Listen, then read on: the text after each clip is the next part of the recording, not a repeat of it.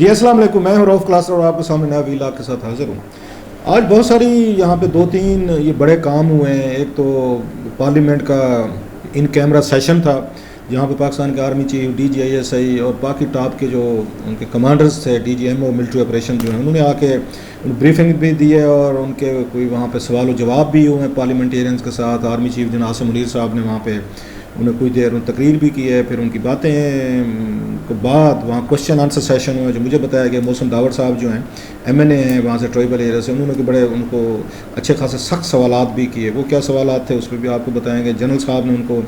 کیا جواب دیا اور بتایا گیا ہے کہ اتنے ان کو جو سخت وہاں کوشچنز ہوئے ہیں اس کے باوجود ہی کیپٹیز وہ کہتے ہیں کول کہیں یا فیس کہیں اسمائلنگ رکھا ہے، انہوں نے یہ تصور نہیں ہونے دیا کہ کوئی ایسے سوالات کیے جائیں۔ یا عمومی طور پر ہم دیکھتے ہیں کہ ہمارے فوجی کمانڈر جو ہوتے ہیں وہ ان کے سخت سوالات کے وہ عادی نہیں ہوتے، کیونکہ ان کے ہاں تو آپ پتہ نا کہ اوپر سے آرڈر آنے آگے آپ نے اس کو امپلیمنٹیشن کرنا ہے اور بحث ڈبیٹ کا وہ کم ہی ہوتا ہے۔ لیکن بعض لوگ کہتے ہیں کہ ان کی اپنی کمانڈرز میٹنگ میں جو صاف ڈبیٹس ہوتی ہوں گی، لیکن یہاں پہ پارلیمنٹ میں آنا، پارلیمنٹ میں آ کے وہاں کوشچن فیس کرنا، ٹف کوشچن فیس کرنا، ٹریننگ نہیں ہوتی، کیونکہ پارلیمنٹینز ہمارے جو ہوتے ہیں وہ تو اس بات کے عادی ہوتے ہیں کہ کوئی بھی سوال کسی سے پرائم منسٹر آف پاکستان وہاں بیٹھتے ہیں، باقی ٹاپ کے آپ کے وزیر بیٹھتے ہیں، لہٰذا ان سے سوال و جواب ان کے لیے بڑی نارمل سی بات ہوتی ہے۔ اور اسی لیے جو باہر سے آتا ہے کوئی ہمارے فوجی کمانڈر جب آتے ہیں تو آ کے ان سے جب کوشچننگ کی جاتی ہے تو سم ٹائم ماضی میں بھی ہم نے دیکھے، مجھے یاد ہے اس وقت جب آئے تھے جنرل فیض آئے تھے، ان کی وہاں سے 2-4 پارلیمنٹیرین سے بڑی انتہائی سیریس قسم کی ان کی ڈبیٹ ہو گئی کہ مطلب آپ کہہ سکتے ہیں کچھ ورڈز کا ایکسچینج بھی ہوا تھا، بٹ ہیٹڈ آرگومنٹس ہوئے تھے۔ سو میں یہ تناظر میں کہہ رہا ہوں، آج ان سے بھی جناب سے منیر صاحب سے بھی کچھ مشکل سوالات کیے گئے ہیں، وہ آپ کو وہ آ کے تفصیل میں اس کی بتاتا ہوں۔ اور پلس جو انہوں نے وہاں پہ یہ جوابات دیے ہیں وہ کیا دیے ہیں، اور اس لیے بھی اس کی امپورٹنس تھی اس پارلیمنٹ کے اس کے سیشن کی سیکورٹی کا جو رکھا گیا ہے کہ اس وقت بہت بڑا کرائسس چل رہا ہے حکومت کا اور سپریم کورٹ کا۔ اسی وقت آپ کے ٹاپ کے ملٹری کمانڈر جو ہیں پارلیمنٹ میں بیٹھ کے وہ پارلیمنٹ کو یہ کہے آرمی چیف وہاں پہ، جو کہ ویسے کانسٹیٹیوشنل طور پر بھی ٹھیک تھا کہ آپ لوگ جو ہیں ہمیں لیڈ کریں، ہم آپ کے ساتھ کھڑے ہوئے ہیں، پارلیمنٹ ہی سپریم ہے، آپ کے پاس ہی ساری پاورز ہیں، so we are standing with you under the constitution, کہ جو پارلیمنٹ جو ہے اسی کی ہی سپریمیسی ہے، تو آپ جو کچھ بھی کریں گے تو ہم آپ کے ساتھ کھڑے ہیں۔ So it was a very loud and clear message کہ اس وقت کی ٹاپ آپ کے ملٹری براس جو ہے، کمانڈرز جو ہیں، وہ سارے کے سارے وہاں پہ جو پارلیمنٹ گئے ہیں اور انہوں نے وہاں پہ جو بریفنگ کے علاوہ کوشچن جیسے میں نے کہا اور باتیں کی ہیں، اس سے پارلیمنٹیرین سے زیادہ حکومت کا جو یہ کانفیڈنس لیول ہے ان دس کریٹیکل لیول، جیسے میں کہہ رہا ہوں کہ سپریم کورٹ سے وہاں سے جو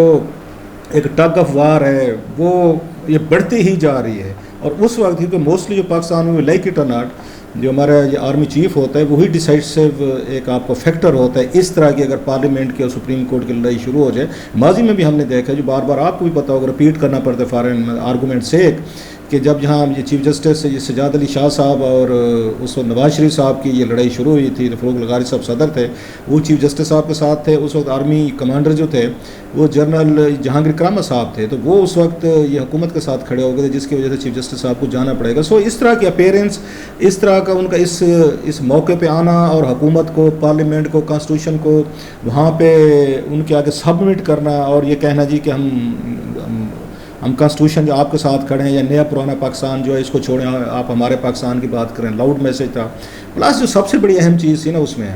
اگرچہ یہ مطلب ان کیمرا اس میں تھا بریفنگ تھی، لیکن بندہ اپنے سورسز سے ادھر ادھر سے ہوتا ہے، ہم صحافی ہیں، جرنلسٹ ہیں، کہیں نہ کہیں سے کوئی ادھر ادھر سے چھوٹی مخبری چلے گئے، مخبری جو ہم نکال لیتے ہوتے ہیں۔ تو وہاں پہ جو مین چیز تھی جو میرا خیال ہے زیادہ امپورٹنٹ تھی، یہ تو ٹھیک تھا اپیرنس وہ بھی ہے جو بھی ہوا وہاں پہ،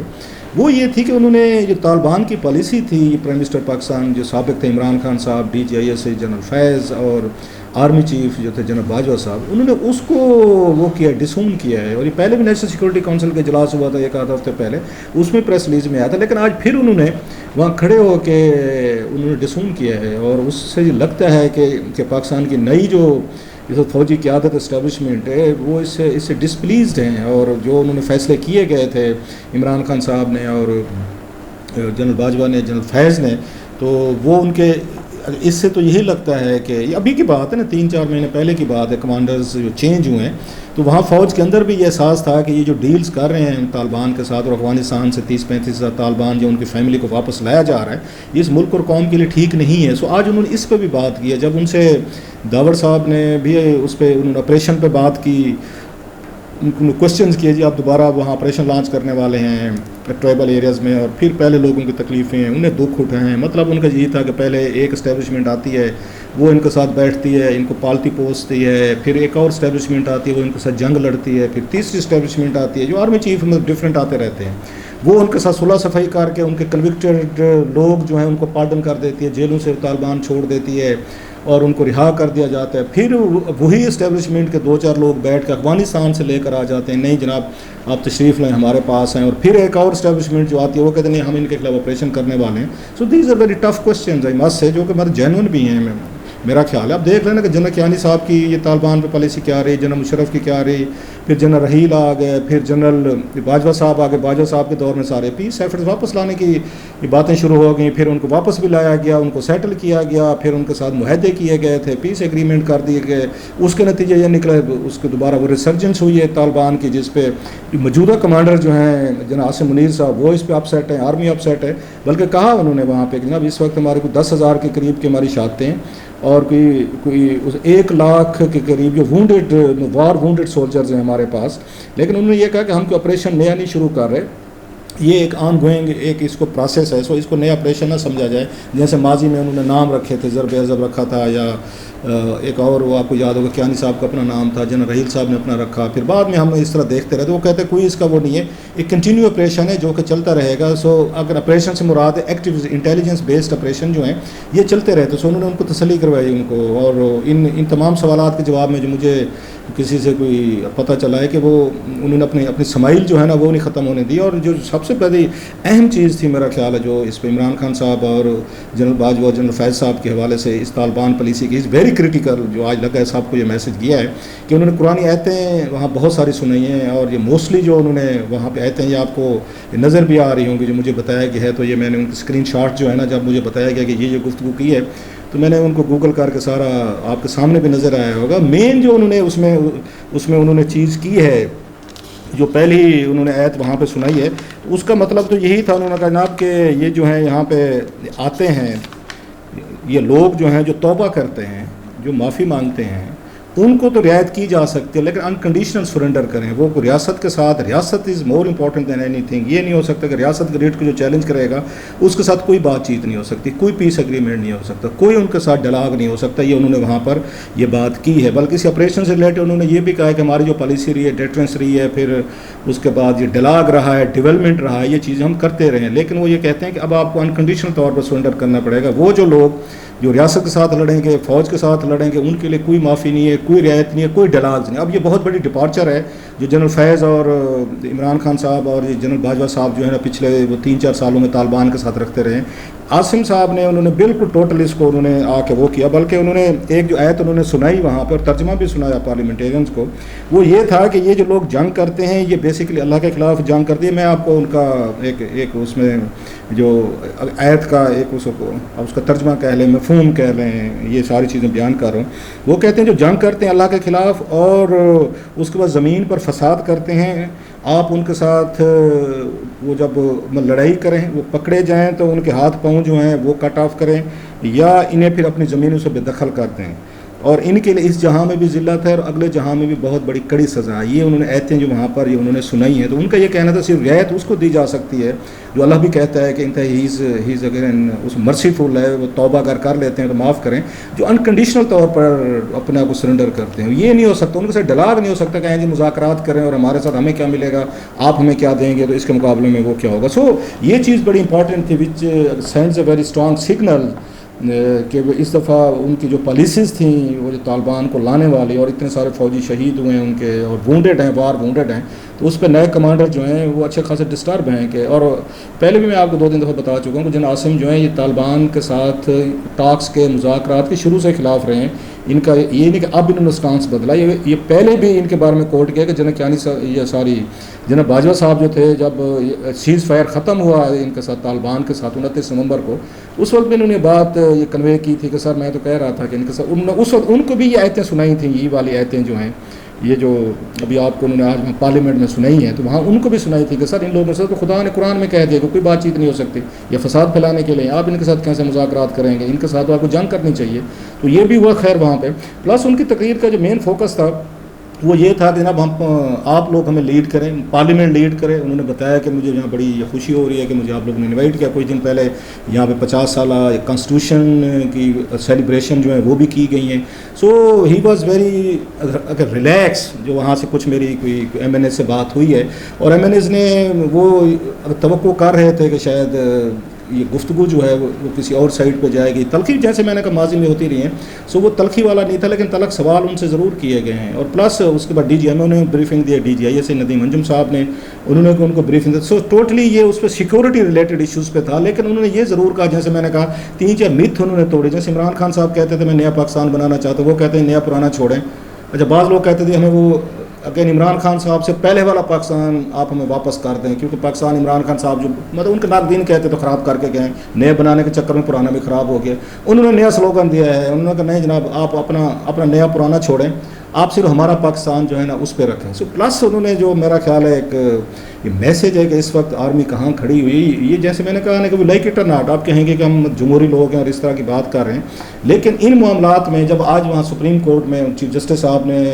مزید انہوں نے ٹائٹ کی ہے ذرا آج اس کو، یہ حکومت کو انہوں نے اسٹیٹ بینک اور فنانس منسٹری کو بلا کے کہا ہے باقاعدہ ایک چیز کا، ان کا کنسالیڈیٹڈ فنڈز وغیرہ اسٹیٹ بینک نے جو آج وہاں پہ اپنے فگر جمع کروائے ہیں کہ اس وقت کتنے پیسے پڑے ہیں اور 20-21 ارب روپیہ دینا اتنی بڑی بات نہیں. اور انہوں نے ان کو باقاعدہ ان کو وہ کیا ہے، ان کو فکس کیا کہ فلاں ڈیٹ تک پیسے جو ہے آپ دیں. اب بات بالکل اپنے اس کی طرف جا رہے، منطقی یہ اس کو آپ کہہ سکتے ہیں انجام کی طرف جا رہے بڑی تیزی سے. کہیں نہ کہیں شاید عید کے بعد، ابھی نہ ہو عید کے بعد اپریل کے آخری ہفتے میں مجھے لگتا ہے کہ شاید کوئی وہ کہتے ہیں نا کارڈ شو کریں، شو ڈاؤن جو ہے، یا کلائمیکس جو ہے نا جو پارلیمنٹ جو ورسز سپریم کورٹ ہے، یہ آپ کو لگے گا کہ اگر اپریل کے آخری ہفتے میں یا اس کے اگر مئی میں، یہ بھی ممکن ہے جو ابھی انہوں نے بلا لیا ہے کہ منڈے تک آپ ہمیں ساری چیزیں کر کے ان کو ٹرانسفر کر کے ہمیں بتائیں. یہ بھی ممکن ہے منڈے والے دن اگر یہ چیزیں نہیں ہوتی اسی دن کو نوٹسز وغیرہ جو ہیں وہ جاری کر دیے جائیں. سو ایک طرف وہ جو لڑائی ہے اسی وقت وہاں پہ ان کا آنا اور بیٹھ کے سارے پارلیمنٹیرینس کو، پارلیمنٹ کی سپریمیسی کو، اس کو اور اس کی الیجینس مطلب ایک طرح کا کرنا، وہ حکومت کے لیے بڑا ایک